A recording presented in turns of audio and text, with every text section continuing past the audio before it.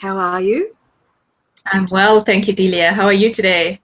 Excellent. Feeling very positive today and very Good. positive about what we're going to cover today. As mentioned last time, we are going to talk about positive emotions and the importance of them to our own personal flourishing and our potential and being effective in our performance.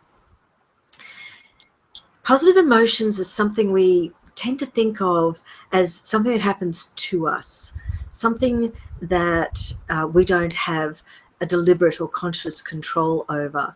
But in fact, they're an assessment or an evaluation that we make that's favorable towards us, and as such, affect us in a very favorable way.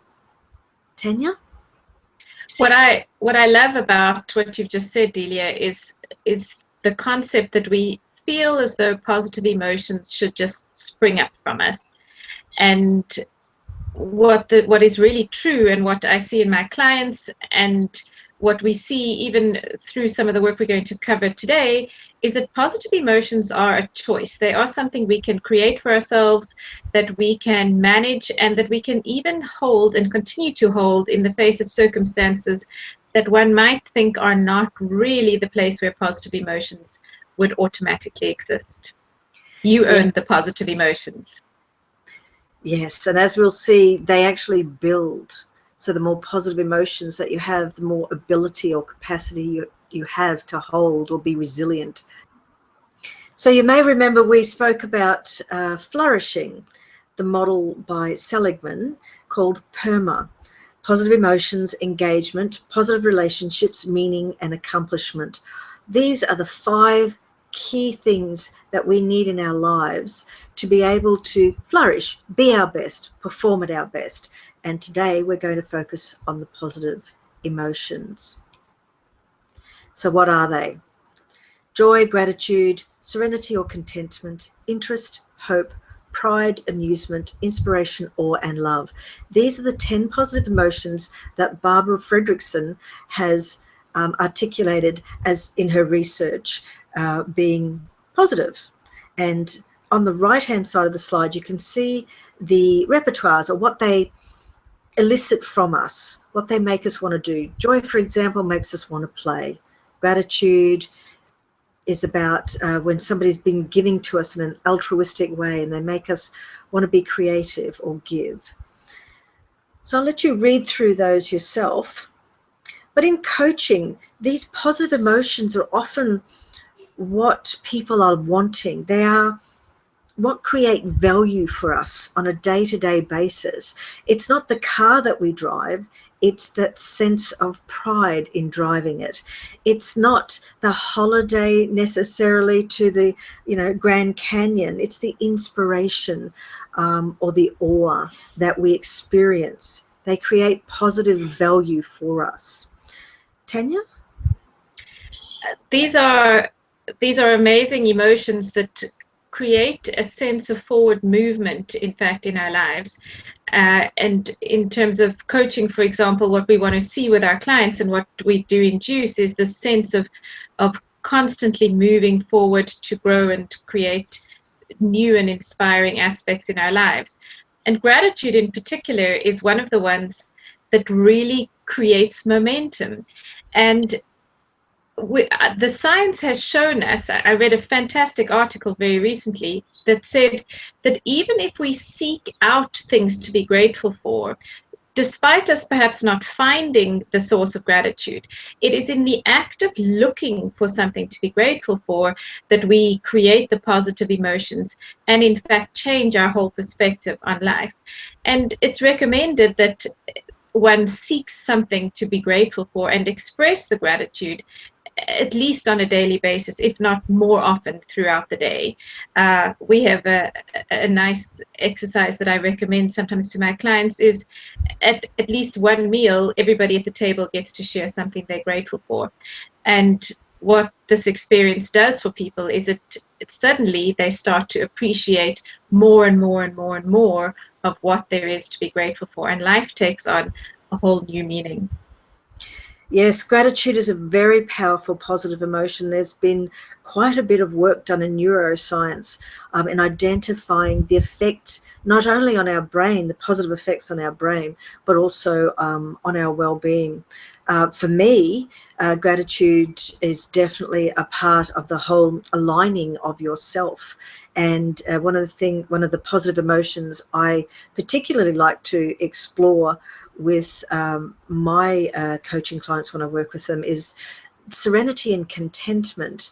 It's probably the closest positive emotion to how you feel when you go through mindfulness, and mindfulness has been shown to have incredible positive effects for us, including our sense of well-being, our problem-solving capability, our decision-making capability, and the like.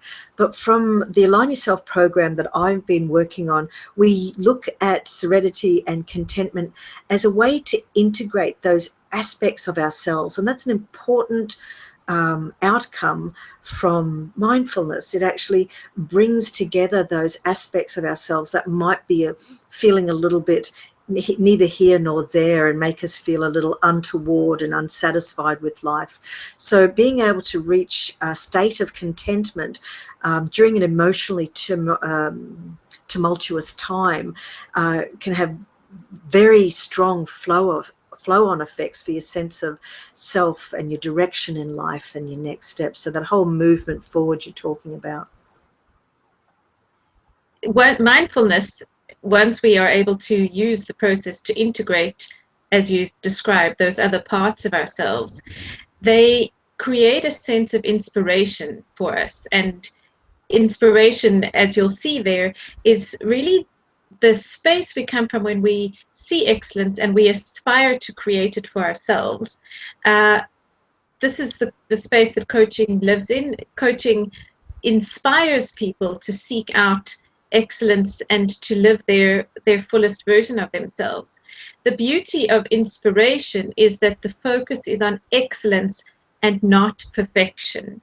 And the perfection trap we can so often get caught into is really it's an anchor that's going to hold us back, whereas inspiration is about achieving excellence, and excellence is all about creating the best version of yourself, or the best version of life that you can do with the resources and with who you authentically are. Yes, and the research shows that inspiration is achieved when we get time out. That's when the brain identifies new ways of doing things, and it takes that space. So if you're head down and focused and wanting to find a new solution, time to take a walk and take a break.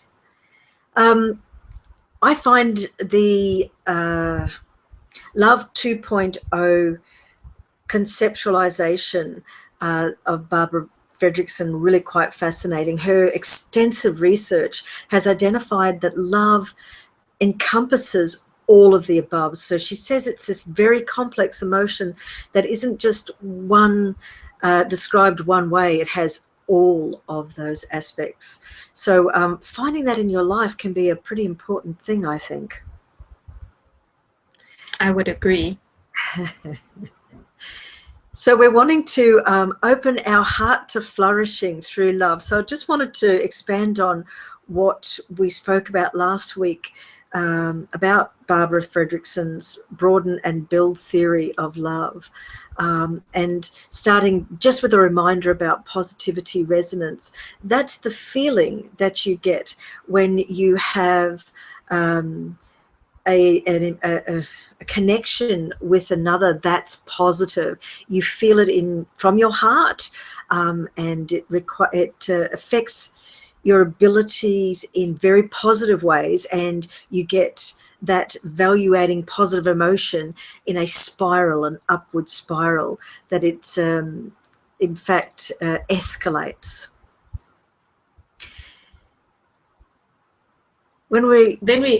Sorry, did you? Yeah, go ahead, Tania.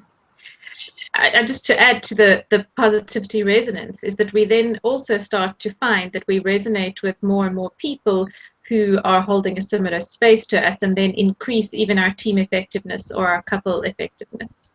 Absolutely. Our effectiveness to take in information is also affected by positive emotions. Perceptual encoding is where our brain takes the information and encodes it in our brain. And that is improved when we are getting a lot of positive emotion. So we're able to take in more information. We're able to see the bigger picture, the broader detail. We're able to see the peripheral details we weren't able to see before, literally see more detail with our eyes. But we're also semantically able to take in more of the meaning. So we understand more of the story, and we can see and understand more of the context. I have to wonder if this also supports us to adopt the sort of third person observer position in our lives, which is such a powerful position for us to hold when we're seeking new solutions to old problems and we're tired of going around in the same circles. And I'd be interested to understand how much of this facilitates us sitting in that observer position in our lives. Yes, I haven't seen any of the research on that, so I think you have a really interesting point there. We have seen research on greater creativity where in our brains we have more connections. We're more able to pull the associations together so that the conceptions fit, so that we get greater creativity. We saw that earlier with inspiration. We also get a greater breadth of attention. That is, we can focus on more things and hold them in our attentional space. Given that attention is, and what we put our attention on is very much how we define ourself. We are where we put our attention, and attention is one of our most scarce resources. It's a limited resource in the brain. The ability to hold on to more in that attentional space increases our productivity and effectiveness. It also increases our, that breadth of attention increases our semantic fluency. That is pulling the meaning together across our brain. So our visual attention and our semantic fluency, pulling the information together, seeing more and pulling more together, align when we get more positive emotion in our lives. We also get a greater sense of our self being more than the boundaries that we typically define ourselves. We see ourselves in relation to others as being defined more in relation to others, and that sense of community. There's a greater self-other overlap, as Barbara Fredrickson describes it. I love the concept of self-permeability, and it speaks to me of a deep awareness of the participation in the oneness, that we all really do belong to not only a global village in a practical sense, but a global consciousness, that we are all part of the oneness, and that where I am is where you are, and where you are is where I am. And so there's this constant overlap, and what's done to you is done to me also. And the inevitable impact of that is that we can sustain longer relationships by removing the barriers and the islands that we traditionally hold ourselves in when we are not filled with these positive emotions. Definitely. Maybe we'll get the opportunity later in our sessions to explore quantum psychology, where we look at the actual overlap in consciousness. Fascinating stuff being done in that area. I wanted to include this finding as well, that positive emotions unlock our own race bias. I've been doing some work recently in incivility and the impact, the financial impact, let alone the emotional and well-being impacts on individuals. Positive emotions, if we could foster it in the work scene, would help us in so many ways to release social and organizational capacity, what happens is that the very human bias of not being able to differentiate very well between people of a different race, that is, they all look the same or they all sound the same. It's an encultured bias that we all possess. But when we're surrounded by positive emotions, that actually breaks down, so that we're more open to understanding and seeing another for their individuality. Fits very much with that sense of greater community. So what ways does positive emotions transform us? Now, quality relationships, that's very much your area. So I'll just hand over to you, Tania. Positive emotions, by virtue of all of the things that we've looked at in this previous slide, enhance the quality of our relationships and place them at a depth that's far less superficial than what one would normally call a romantic relationship or an acquaintanceship.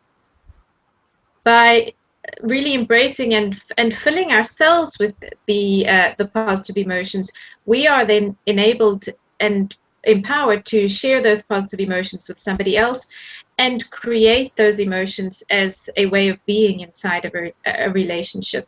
And it's really through these positive emotions that the concept of conscious relationships and conscious couplings is able to flourish and exist. Yes, we're going to do the next few sessions on relationships and conscious coupling and conscious relationships, and how that sense that we can in fact have the relationship that's going to help us flourish if we take deliberate and conscious accountability for that. Certainly from my own experience, it wasn't until I found that alignment in myself and the ability to create my own positive emotions that the quality of my personal relationship improved substantially. Let's just say I found that man that really got me, that I'd always wanted. And yes, I was managing my relationships in a very different way than I had ever in the past. And I truly believe that that's what brought him into my life. One of the other, sorry, Delia. I just wanted to say I was in a space that he could see. And that's what I was going to support you there with, is sometimes we do meet the right person and we aren't in the right space. And once we get into the space of growing ourselves and fostering those positive emotions for ourselves, then when we do meet the person, we're available for them, and that relationship has a better chance of working out. Totally. I can't wait to do that session. This next finding that positive emotions builds resources was an exciting finding for me because of my interest in human potential and how do we find the resources, personal resources, psychological, social, intellectual, and psychophysical, etc., to be able to endure and perform at our optimal. And longevity, I guess, is also one of those ones that being female interests me. Not only being female, I have a long life I intend to lead. But, positive emotions has been found to reduce health symptoms, increased vagal tone, which is something we'll get into when we look at emotional intelligence later in our sessions together. Basically, that vagal tone allows us to find equanimity, or a sense of regulating our emotions when we're challenged, and it's something that's quite measurable and something to seek out. Longevity also affects our generativity or positive emotions affect our generativity or creativity, as mentioned, and our ability to sustain ourselves, or our resilience, bounce back from challenges and bounce forward with something that we take from it, and that makes us more effective in our next steps. There's a lot of science that shows the very, very damaging effects of an emotion like loneliness, for example. And there are certain situations where elderly people, for example, or other people who are forced to live alone, have been able to turn their health around simply by taking on a pet or something that will improve their store of positive emotions. And longevity and health are very, very, very hugely impacted by our emotional state. Yes, a fascinating book I've just read on reinventing organizations speaks of a particular organization who nurse at home. They do home nursing, and they implemented all sorts of effectiveness measures, like measuring how long it takes to do a particular assistance with or nursing task with a patient. But the most effective responses from clients, from their patients, was a model that allowed the nurses to provide that positive emotion and connection and link them up and get more involved in the community. And in fact, the money saving activities really didn't work because this organization is doing better than the competition. And I look forward to talking about that when we get to the organizational sessions. Thanks for bringing that up. Cellular renewal is interesting, that knowing that what we know now, that the positive emotions affect our DNA, and the DNA not being just a script anymore, that we can in fact determine what is released from our DNA by our positive emotions, and that we replace 1% of our cells every day. So in 100 days, we've replaced 100% of our cells, that we can actually at a biological level renew ourselves. And we'll have a whole section on self-renewal, part of which is the biological self-renewal. Fascinating area.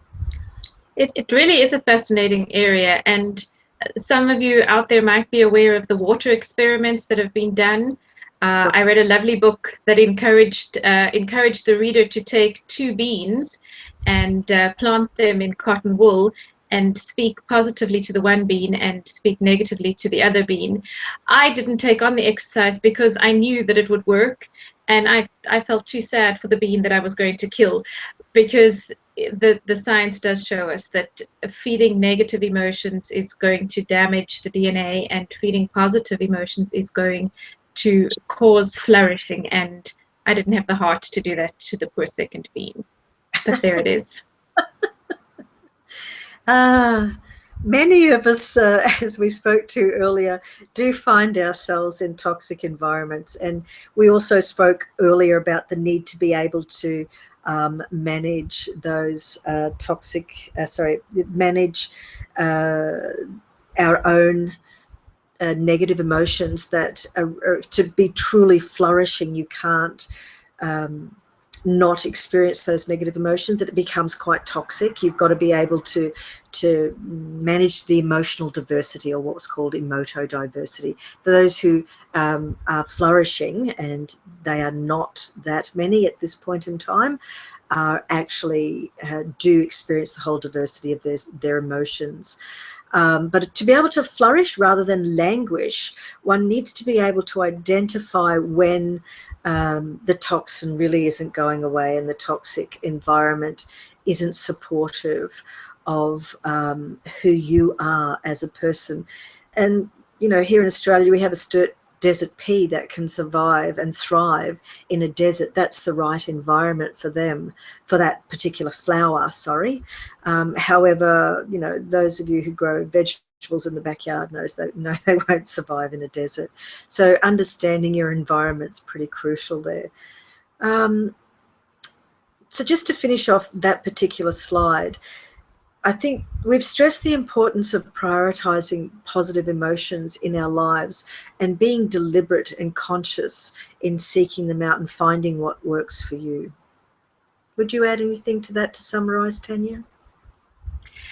Only to agree with what you've said there, Delia, that we own our emotions. It's important for us to be aware that emotions happen to us and that some of the emotions are perhaps warning signs or flags, but that really we have the power to make a choice of an emotional state of being more often than most people are aware. Yes, absolutely. And that's really empowering. Once you really get that your emotions don't just happen to you. Yes, we experience emotions, but we can then we can regulate what we do with them. Okay, so why would we want to flourish? Well, we've spoken to lower health issues. You've got greater psychological, physiological, physical, emotional well-being. I particularly enjoyed listening to Barbara speak about the heliotropic effect. What I like about this one is it's such a good fit with the alignment program that I've been working on about getting yourself aligned with where your best resources are put to best effect. And she speaks about the heliotropic effect being where a flower follows the sun so that it gets the energy, the source, the nutritive source and energy from the sun. And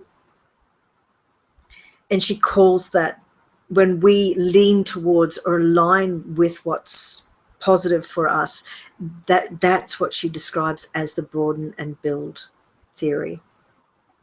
What I really love about that heliotropic concept is occasionally I have clients who are in stuck or difficult or toxic situations, and one of their big fears is, how do I walk away from this? How do I get it out of my life?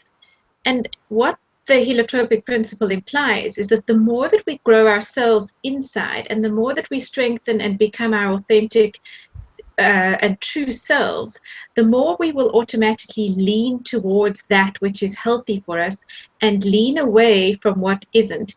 And so the sort of perceived trauma of cutting out these cancers out of our life isn't such a traumatic thing. In fact, we simply naturally embrace what is healthy for us and then continue to reinforce the flourishing for ourselves. It's magic. It is. William Bridges describes the hardest part as letting go, as you described, and that deconstructing our sense of self can be quite painful at times, and having someone to be there for us, like a coach, as we go through that deconstructing process to construct a new way for ourselves, can alleviate the concerns that, I'm the only one going through this. No. We go through many reconstruction phases in our lives as we let go of one part of our identity and we take up another part of our identity. And as we outlive one environment to take up one that's going to take us the next steps, it can at times be just a little disconcerting as we let go of the old way. I like Sharon Salzberg's definition of faith, that it's opening your heart to allowing that to happen, but also maintaining a sense of verifying what you experience or what you're taking in or what you're perceiving in terms of your own experience. And this is a strong fit with the work that I do in the Align Yourself program. So when you get to experience faith, that's both something that you experience as aligned to who you are, and faith that's experienced as an opening of your heart, the impact of what you can actually bring into your life and you can actually achieve, and your own personal effectiveness, because you have faith in yourself and you have faith in your environment, you have faith in those around you, that you can actually escalate your own potential.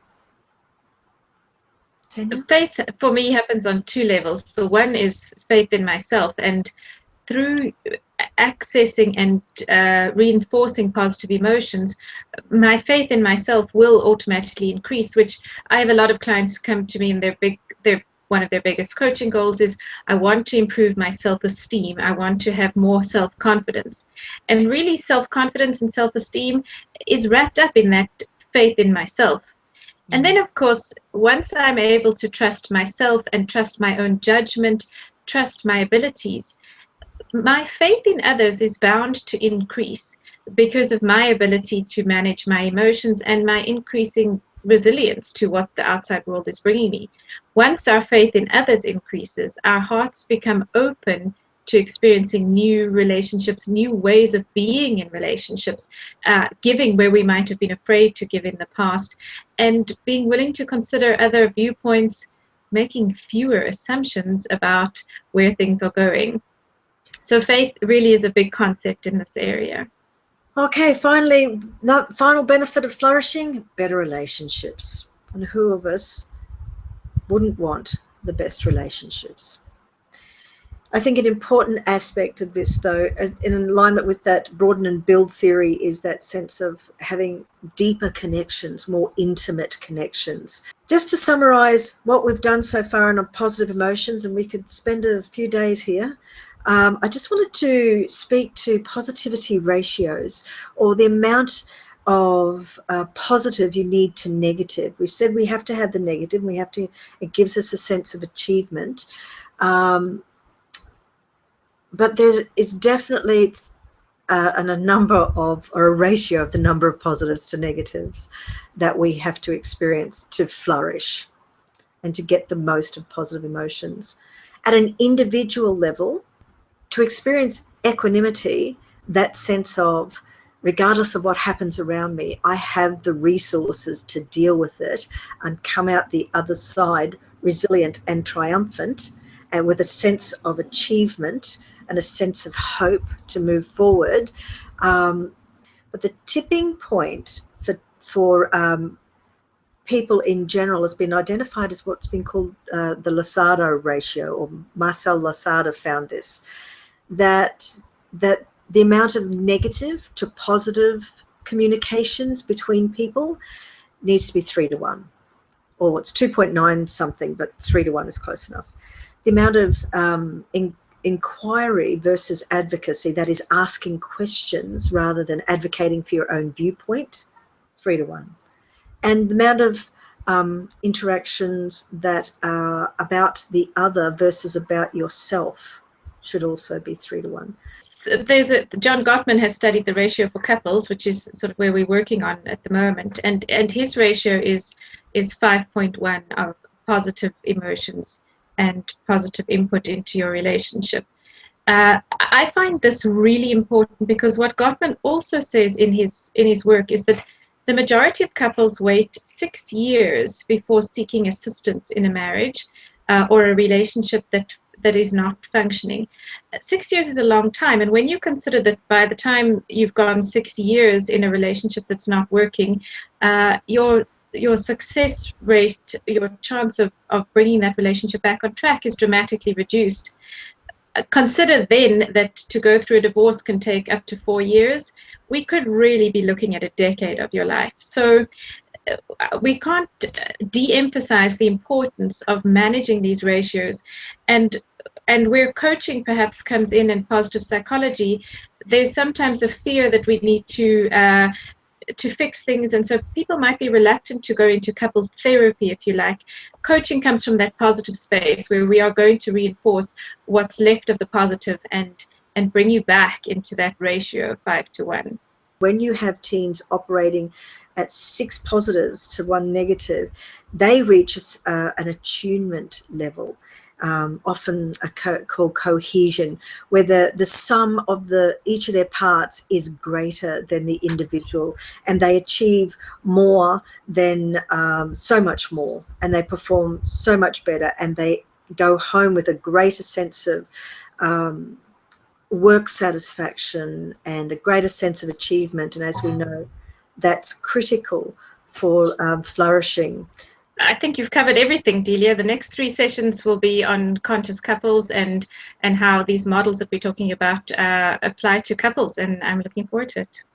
I so enjoy our sessions together, Tania. I'll say goodbye and talk to you again soon. Thank you all Excellent.